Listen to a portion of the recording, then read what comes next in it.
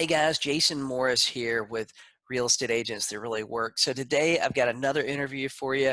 It's with Nash Ahmed. If you like these interviews, you enjoy the stuff I talk about, it helps you with your business, you find some nuggets there that you can pull out of these interviews, join my Facebook group, Real Estate Agents That Really Work, and hit the subscribe button on my YouTube channel. Right now, my group coaching is being offered to you guys that see it on YouTube at 50% off the first month. Just use the coupon code YouTube at the checkout at jasonmorrisgroupcoaching.com. So this interview, Nash Ahmed, he's licensed in 2 states. He's trying to get back on the phone, trying to get prospecting on a regular schedule. Oh, guys, this was a great interview. He talks about a lot of problems that I think that a lot of agents have. And we talk about how to solve those problems, how to fix them, and how to get going again. So guys, let's get started.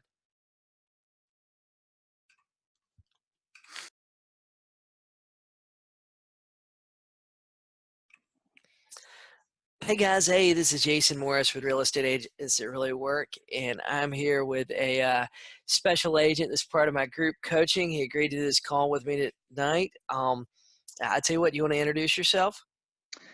Hi, yes, my name is Nash Ahmed, and I'm in the Portland, Oregon, Vancouver, Washington market. Cool, man. So how long have you been in the real estate business? Well, almost about 10 years. Really? So how's business going right now? It could be better. So It's, what? it's it's very competitive here, but I'm sure it's competitive in a lot of different markets. But my big challenge, I think, is like many of us, is the following a schedule. Um, I think that's probably my number one concern. Um, What's as long hap- as I can. What's happening to you with your schedule?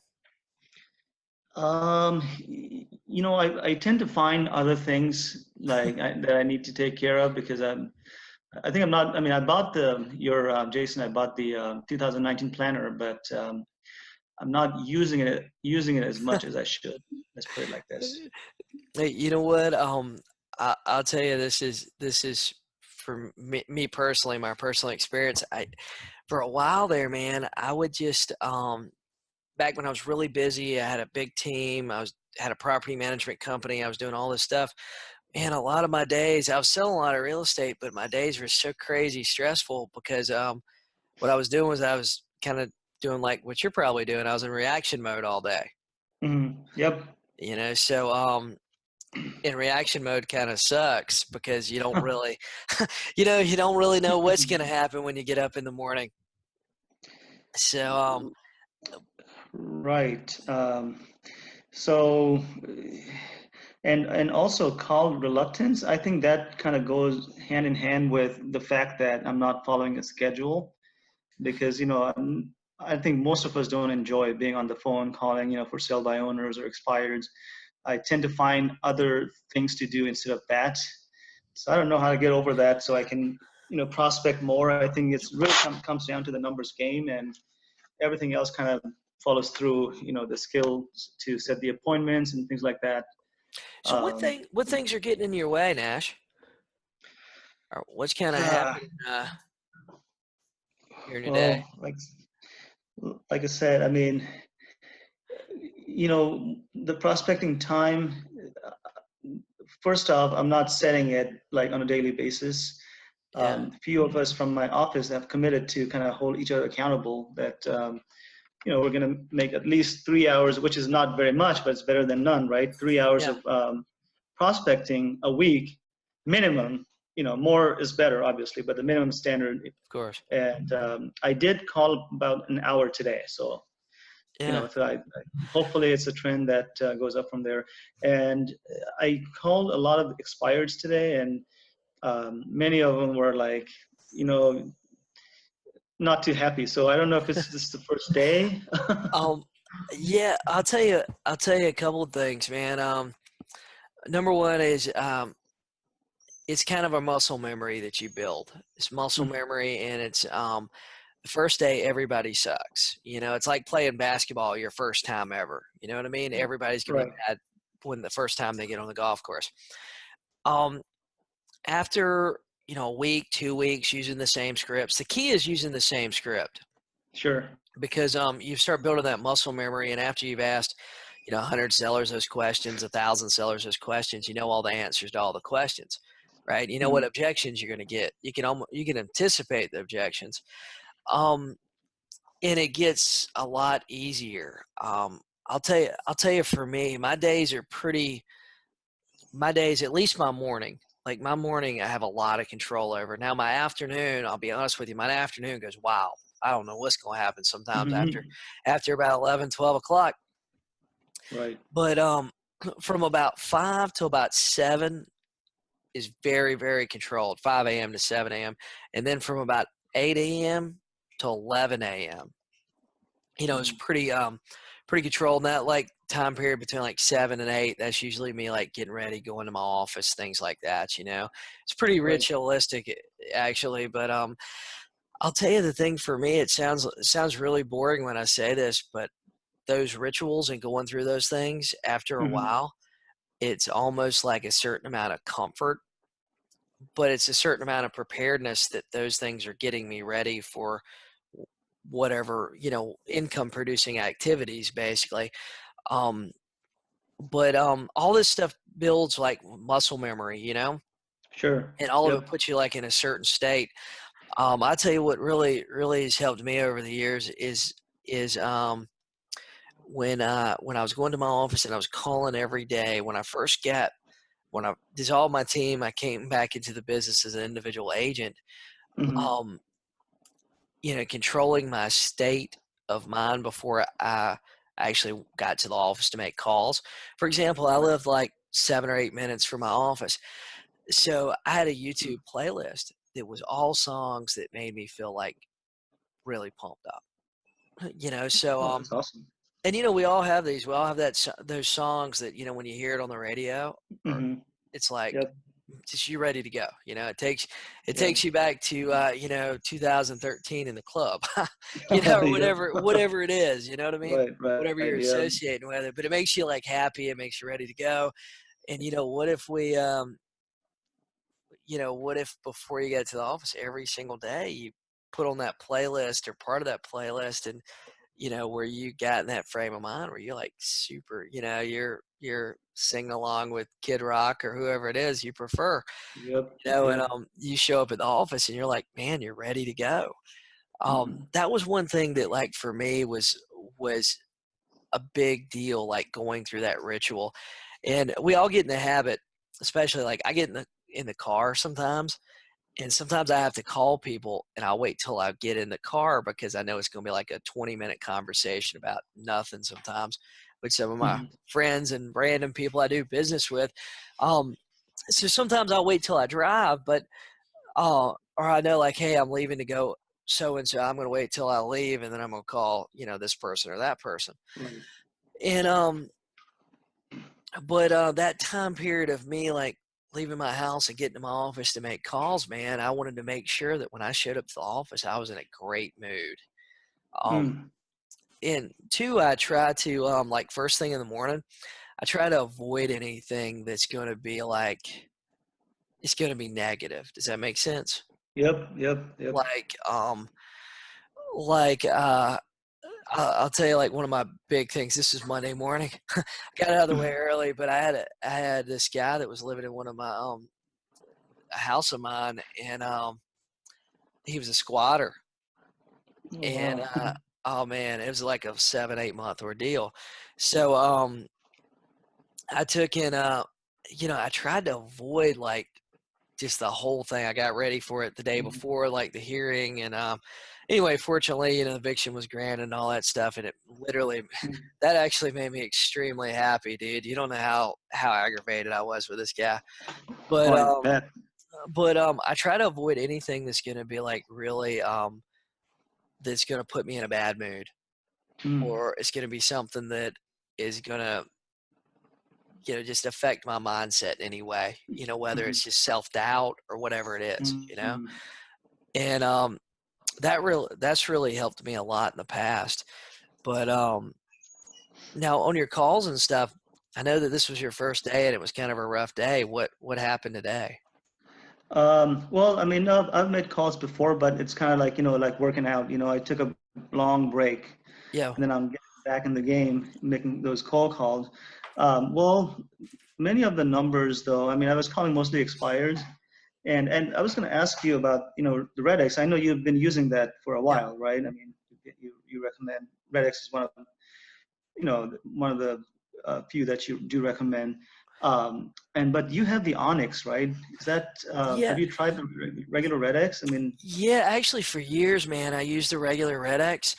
mhm, Now, redx is all mine data. So they're actually going out. They have databases and stuff, and mhm, databases they're paying for access to, and they have an okay, algorithm that goes through and picks out the number that was either associated with the address or the best one. Now, right. now I used the regular redx until probably I'd say two and a half years ago. Onyx come out, Oh, okay.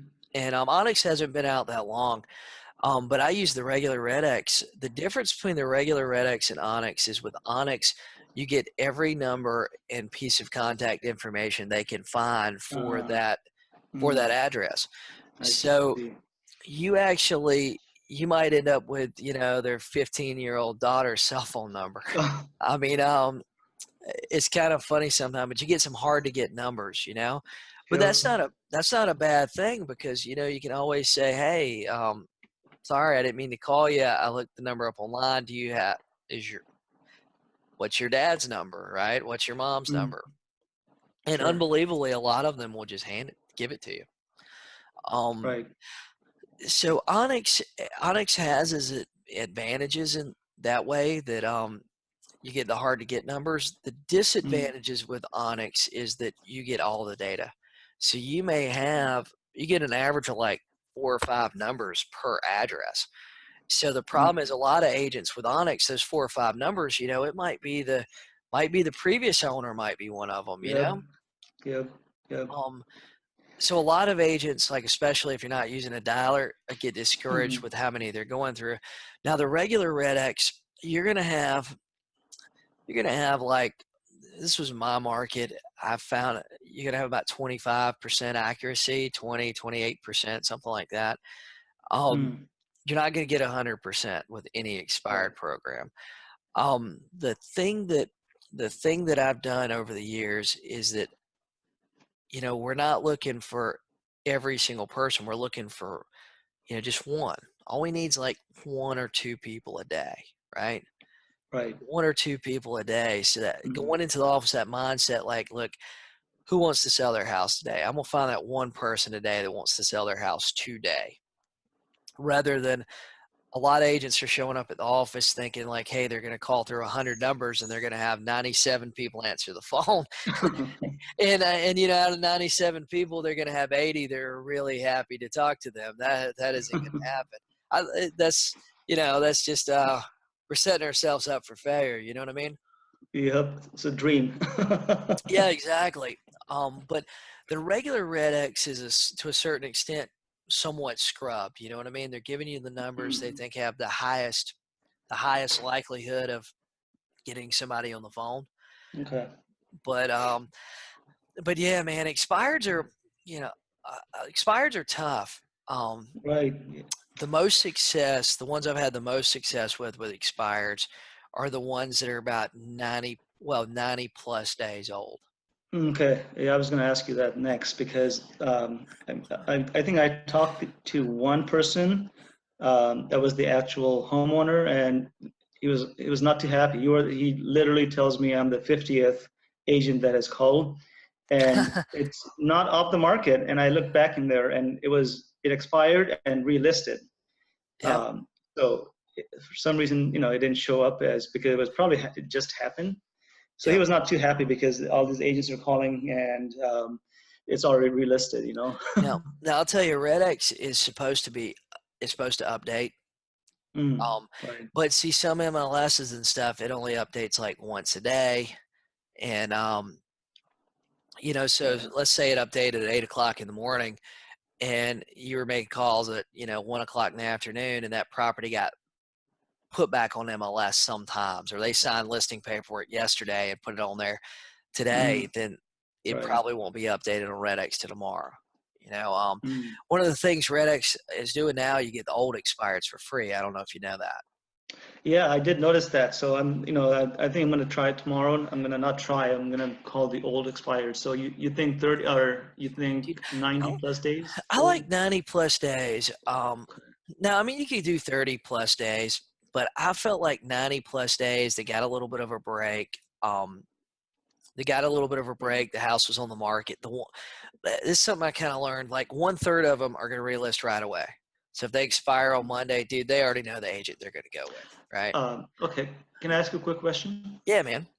So let's say based on those numbers, about 1/3 realist, right? If you're Yep. calling 90 plus days, would you ask that question first? You know, if it's relisted, or would you go straight No, I for, just go hey, straight into the script.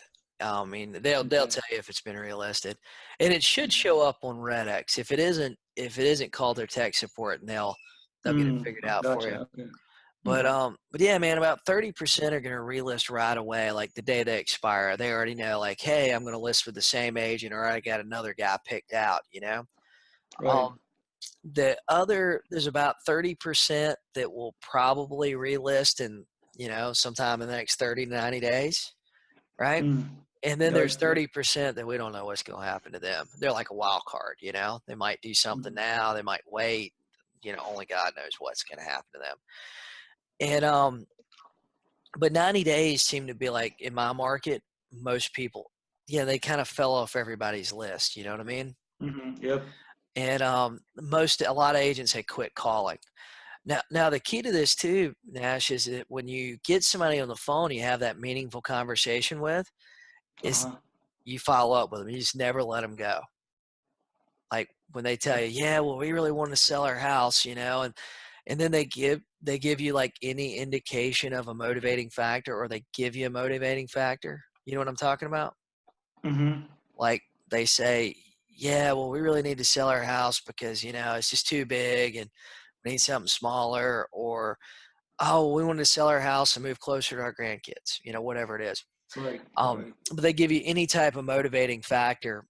Those Mm. people, you just hang on to them, because sometimes, for me, a lot of the listings that I've taken over my career in the real estate industry, um, very few of them were the first call. Every now and then I get lucky and get one on the first call, but I mean, we're talking about like, not even 1 out of 100. We're probably talking about, like 0.01 out of 100 people we Mm-hmm. talk to. You know what I mean? Mm-hmm. Such a Yep. small percentage. We're just not gonna. It's gonna be tough if you're trying to do a one and done type of thing. Mm-hmm. But a lot of those people, man, I'd have to follow up 7, 8, 10, 12 times, 14 times. Um, Wow. yeah, I had a lady one time, man, that was she told me, I mean, she gave me, I can't remember the exact story, but she gave me a really sad story, and she needed to sell her house. And dude, she just I'd set an appointment with her and she'd cancel on me. I'd set an appointment with her and she'd tell me her house was dirty. And I'm like, I was thinking she was like, like my mom is a clean freak. When I was growing up, it'd be 7 o'clock in the morning on Saturday, and she'd be vacuuming around your head if you wasn't out of bed. I mean, she thought she had to vacuum the house every single day. And so I was thinking maybe this lady was some kind of crazy clean freak. And uh, finally, dude, she probably canceled 10 appointments on me. Um, wow. and finally, she allowed me to come to her house, right? And Mm-hmm. she told me, she goes, I cleaned up for 3 days straight before you got here. And I walk in the front door and I'm like, holy shit, what did you clean up? Like, what did you do? Because did it really look worse than this? And Oh, wow. and she literally had clothes hanging up where she'd like done laundry, and she had clothes hanging up in the doorways, on hangers. And Oh, I'm going like, wow. oh man. And Oh my goodness. in like her rooms, there were boxes piled up to the ceiling. I mean, it was Wow. just like, dude, she was like, I mean, she was a hoarder. I mean, Yep. That's what that's it the only sounds word like. for it. And but we listed her house. We put it on the market. I took what few pictures I could that looked halfway decent. We priced it reasonable. And we ended up getting a contract in like 30, 45 days. But that Mm-hmm. lady, I mean, man, she canceled on me like, I bet she canceled on me 10 times. Wow, You but know, you were persistent, I I guess. was just So persistent. I was yeah. persistent. And by that time, you know what I mean? She knew that I was persistent. I mean, God, she had a relationship with me through the phone already, you know. We talked so many Mhm. times. But she'd seen my pre-listing package. She knew that I was very, very persistent. Um, you know, and I was straight up with her on the phone. Hey, look, I'm calling you because you keep telling me you want to sell your house, and I know I can sell your house. Mm. You know, and I was telling her Yeah. that I would not keep calling you if I did not. And she'd go, are are you sure you'd be able to sell it? And I'd say, yes, ma'am. If I didn't think I could sell your house, I wouldn't keep calling you. Mm. And I Yep. just kept calling her, man. And So, expireds are real interesting. I uploaded becoming an expired master to the group coaching webpage. mhm. Yep. And expireds are interesting. Like over the years, there's been so many other reasons I've seen expireds expire other than the price being too high. Right. You know, a lot of agents think the price is, the price is the what reason it expired, but it's really not. I mean, Yep. That's sometimes it is, but not all the time. sure. Yep. That's true. So, and I don't know if you're doing this, but when you're calling the expireds, man, make sure you're leaving voicemails for them. I'm actually not doing that. So the only reason I'm not, because a lot of the numbers are not even like, um, like you said. I mean, many of the numbers I hear like different name than what's on there, and Yeah, that's when I'm not leaving the voicemail. yeah. I Uh, would. Are you using a dialer or are you dialing individual numbers? I'm using a dialer right now. Are you using Storm Dialer or Mojo? Yes, Yeah, I would. Storm. I'd record me a generic voicemail. Just hey, this is Jason Morris with ABC Realty, and Hmm. I was calling you about your house for sale. Could you give me a call at your earliest convenience and leave your number a couple times? I like to say my number twice. Mm. And Okay. unbelievably, man, sometimes somehow that number got associated with that address, right? Right. So sometimes I'll tell you this, man. I've seen situations where like the wife bought the house before she was married, and Right. maybe she was Jane Smith, right? But on the Yep. answer machine it says you've reached the Watsons. You know what I mean? Oh yeah. And Yeah. yeah, I've seen a bunch of stuff like that too, like over the years.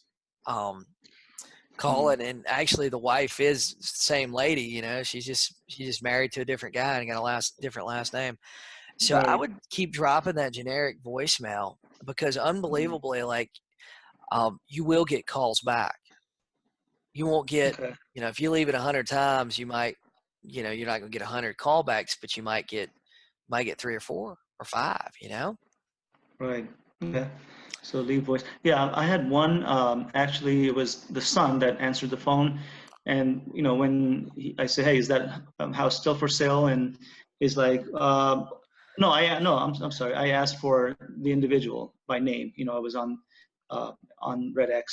So they're like, "No, I think you have the wrong number." I'm like, "Well, I'm looking for the homeowner of this property that was for sale." "Oh, that's my dad." That's how the conversation went. I'm like, "Oh, okay. Yeah. Is that You still for sale? I'm not sure." I tried to get the information, but he was nice enough, and he's like, "No, I don't have their contact info." So I tried. Oh, that's funny. You know what? Sometimes with those guys, I'll tell you what I've done with those people. I said, "Well, do you have a contact information for your dad, or you have a contact information for so and so?" And they said, "Oh, well, I don't have it with me or anything." I'd say, "Well, I tell you what. Is there any way you could give them a message for me?" And Oh, yeah. is there any Okay. way you give them a message for me and just say, "Hey, I'm calling about the house. This is my number, and this is the best number to reach me. Ask him to call me as soon as you can." Okay, and then what I would do, what I would do is I would follow up with that kid about giving them the message. Like the Oh, next day, call them, "Hey man, smart. I just want to give you a quick call. I hadn't heard from your dad. I was wondering. I just want to make sure that he got my message, and Mm, yeah, okay. sure you don't have a number That's for good. him or an easy way to get in touch with him, and man, sometimes I'd call that person 2 or 3 times, and they'd finally give them my message, you know? They give them my Mm, message, and they'd right. call like, "Hey, God, this guy keeps calling, you know, little Johnny over and over again. We probably should call him back." Um, but, Gotcha.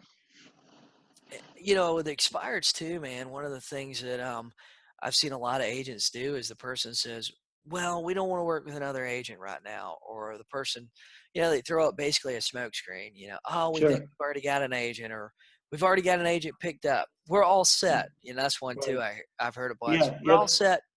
Oh, fantastic! So you've already sold your house, right? Hmm. A lot of agents won't ask that next question. Um, and Right. it's hard sometimes to get in the practice of doing that, um, because lots of times, you know, we want to take people at face value. So we'll go, "Oh, Sure. okay, you're all set. Oh, fantastic. Talk to you later. Have a great day."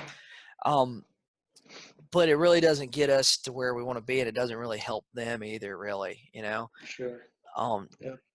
but I'd get in the habit of that too, man. Asking them when you're on these calls, asking them for asking the next question when they even when they say, "So well, we think we've got an agent." Oh, okay. Well, Um, have you so you haven't sold the house there, right? And a lot of them say, "Well, we don't want to relist. We don't relist." Hey, no problem. I'm not calling you about relisting. I'm calling you about selling your house. You still want to sell it, right? Mm. And Yep. you know, because it's kind of like Zig Ziglar. Zig Ziglar, one of the things he used to say was, you know, nobody really wants to buy a drill Yeah. bit. What they need is a hole. Yep. No, exactly. That's Yeah, yep. these people That's really, right. nobody really wants to list their house with a real estate Yep. agent. Nobody really wants to, but they got to sell their house. Right. So, you know, it's kind of like being sick and you need to go to the doctor. Nobody wants Yep. to go to the doctor, but you got a sinus infection and you need an antibiotic. You know what I mean? Um, Right. the same situation, man. None of us really want to do what we're supposed to do. We just want the end result. So, Sure.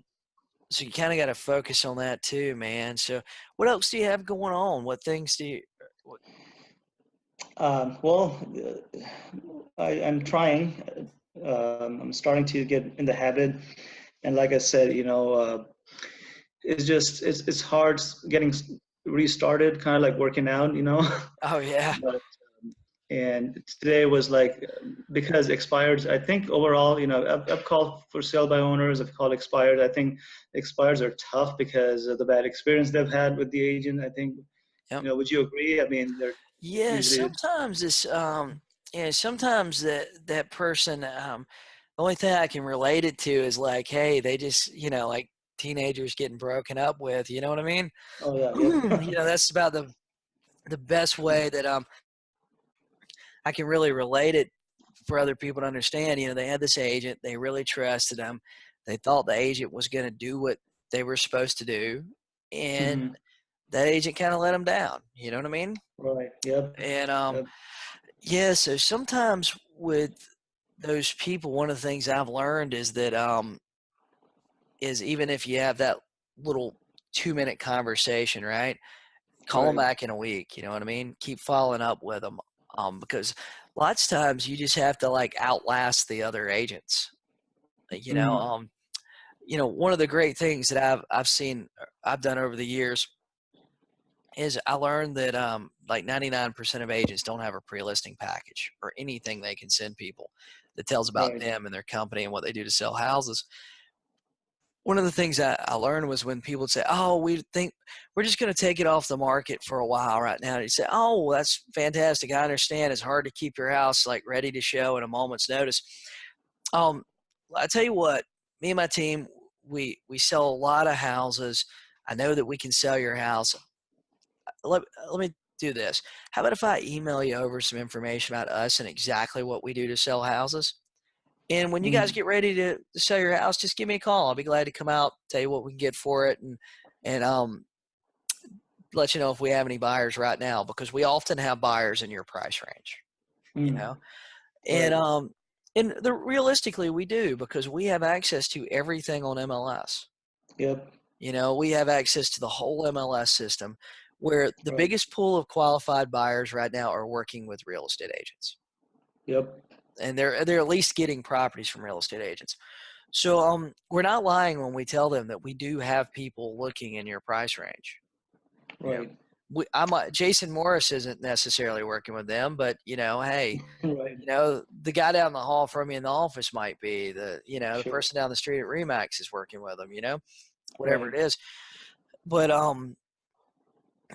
but yes, a lot of those expireds, you just have to keep following up. But if you tell them that, unbelievably, I've had some people that I'd send them our pre-listing package. It gives me another reason to call them tomorrow, Mm. follow up with them, and say, "Hey, Nash, Jason Morris here. I sent you over an email yesterday. I just want to make sure you got it and see if you and your wife had any questions about it." Mm. And lots of times I said, "No, no, we looked at it," and they go, "Oh, fantastic, fantastic."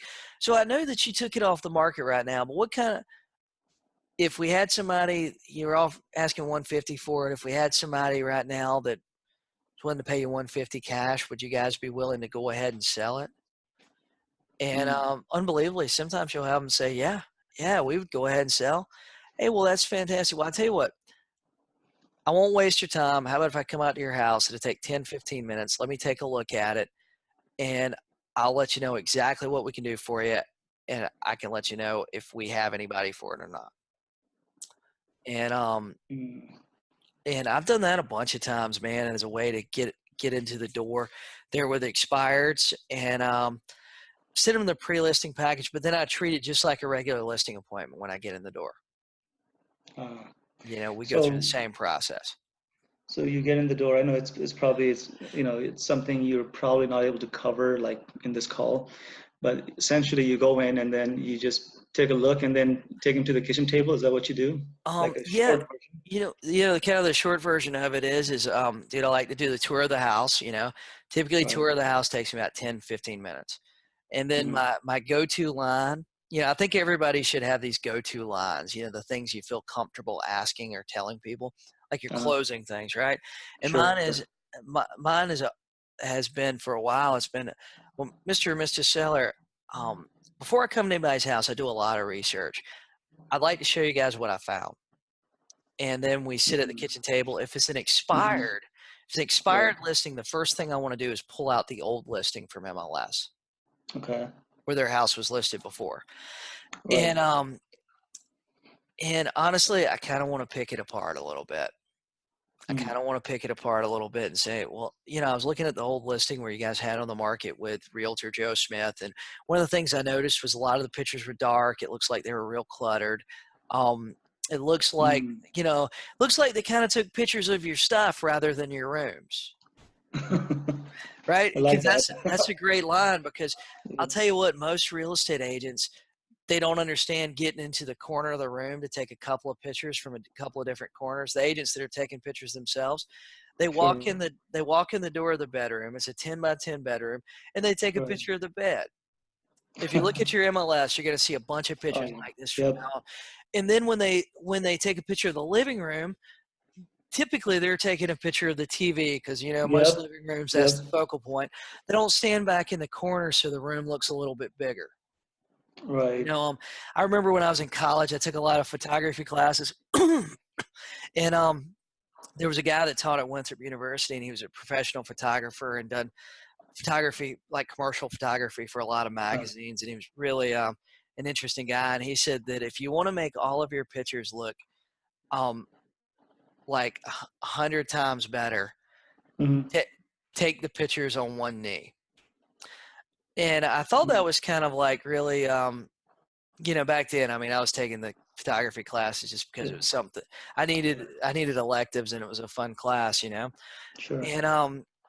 And over the years as being a real estate agent and stuff, I realized that most agents are taking pictures themselves, and most of them are taking them at eye level. Right. And Yep. if you take and get down a little bit lower, drop to one knee in the corner of the room, take the picture, the room's going to look a lot bigger. Right. And Right. Yeah. I hire a photographer, so I can show the of comparison with course, someone professionally done and versus someone like an agent. Most agents, they're not professional photographers, so they're oh not no, doing it. no, I mean, you know what? If most of them that are taking pictures themselves, if they just got a halfway decent camera with a wide angle lens, their pictures will look so much better. You Mm. know, just with that little, you know, spending like a couple $100. They could Sure. probably get one from like Best Buy or online for about 250, $350, and their Right. pictures will look completely different. But if they Yep. if but a lot of pictures you're going to notice, that's like an easy thing to say. Well, it looks like they didn't take pictures of your rooms. They kind of took pictures of your stuff. And Right. um and you know, then the description, lots of times the description is poor. Um Yep. a lot of agents, I mean, we're not, you know, as a profession, we are not professional writers. So Yep. what a lot of us do is we try to get it out as quick as we can, and we never Mm. tell the important things of the house. Right. And sometimes, man, I had one a while back that I relisted for this lady, and it was a 3-bedroom, 2-bath house with a 2-car garage. Mm-hmm. The agent somehow or another, they completely forgot the 2-car garage, and Wow. the pictures they took did not indicate that it existed at all. And Uh, as a 3-bedroom, 2-bath house without a garage, it was kind of overpriced. With a garage, it's priced great. right. And Yep. you know, so that's the first thing I like to do at expired listing is pull out the old listing, talk to them about Gotcha. why it didn't sell, pull, Mm-hmm. tell them I like to go through my pricing strategy real quick, and which I like to use the active pricing strategy. I feel like you price properties based on active competition because that's the way in America, that's the way we buy stuff based on what our Right. options are that are available the day we want to go buy it, you know? If you want to go buy a Right. car today and they have 3 colors of cars, man, and the day is the day you're ready to pull the trigger, you're going to pick from one of those 3 cars. You don't want to wait 2 weeks till they get the special color in, more than likely. Right. You just go to another dealership if they don't have that color today. And Yep. so, but I believe that people buy based on active competition. So I explain that my active pricing strategy. I pull out the comparables. I talk about why their property didn't sell in the scheme of things there. Sometimes you Mm-hmm. might have to talk about their agent, you know, in those Right. conversations because, you know, their agent may have played a big factor in why their property didn't sell, you know? Right. And then I always take my net sheet with me. I always take a net sheet. I like 3 columns. A low a low column, the column that I want it to be listed at, and the high column. Right. The high Mm. column is in case sometimes you show up, man, and the house is better than what the people told you. You Sure. know, sometimes you show up and they're really stuck on walking away with a certain number that might be, you know, here's the thing, it might be a little bit more than what you think you can get for it. But the thing a lot of agents forget is most of us are signing a 6-month listing agreement, right? Right. So that means we got 6 months to sell this house. The competition might be at 150. They want to list at 160, but if we're in a strong market, that 150 house is going to sell in the next 30, 45 days. Right. So that 160 might be high on, you know, January 9th, 2019, but by the time we get to February 9th, February 29th, you know what I mean? Or February Mm-hmm. 28th, Sure. Yeah. dude, that house might be the lowest price one in the neighborhood. Right. So a lot of agents get hung up on the price it needs to be priced at today, which Mm-hmm. that doesn't I don't know. I see a lot of that, and I see a lot of agents that somehow or another come up with prices. They're insane. Worst case is you price it at that 160, and 30 days from now you come back and price reduce them to 154.9. You Right. know, you know, but yeah, man, expireds are fantastic. But dude, I got a few more minutes here, man. I don't want to take up your whole night, but what else do you No, have I going appreciate on that you'd like to that you it. have going on in your business? So, well, you know, I was working on the pre-listing. Yeah, I should have had it done, you know, a while back. My company that I'm with, they're pretty strict about what we use as marketing, and you know, just especially in Oregon, state laws are pretty strict about advertising and stuff. Yeah. And they're different because I'm licensed in Washington and Oregon both, and I know it's different. So they're pretty strict on like what I present as a or what I use as a listing presentation or pre-listing packet. And I think you mentioned that you don't like the long ones because we have one that's pretty, extensive. It's like a 27 pages, but most of it is like, drawing and stuff in there with graphs and whatnot. You think that would be all right, or should I try to kind of streamline with something shorter? You know, how many pages is the one they have? It's 27 pages. 27 pages is a lot of pictures and graphs. Yeah, yeah, Yeah, you know what? I would if your company's providing you something like that that's like really professionally done, yeah, I would it is. yeah, I would you know what, try it out. You know what I mean? One of the things I would make sure that I done was I'd make sure that that when I'm sending that out to people that my contact information was predominant. You know what I mean? Right. I don't know if that makes sense, and I don't know if that's Yeah, no, allowed it there. does. You It know what I does. mean? Yes, But absolutely. one thing I see with a lot of offices that create material like that is their contact information is all over the place with it, you know. Right, And right. sometimes, we hate to think our colleagues in our own office is like this, but sometimes, if the office number is the predominant one that's all over it, sometimes Sure. you don't get the No. message. You know what I mean? No, yeah, it They makes they sense. all of a sudden they forget Jason Morris works there, person that answers the Yep.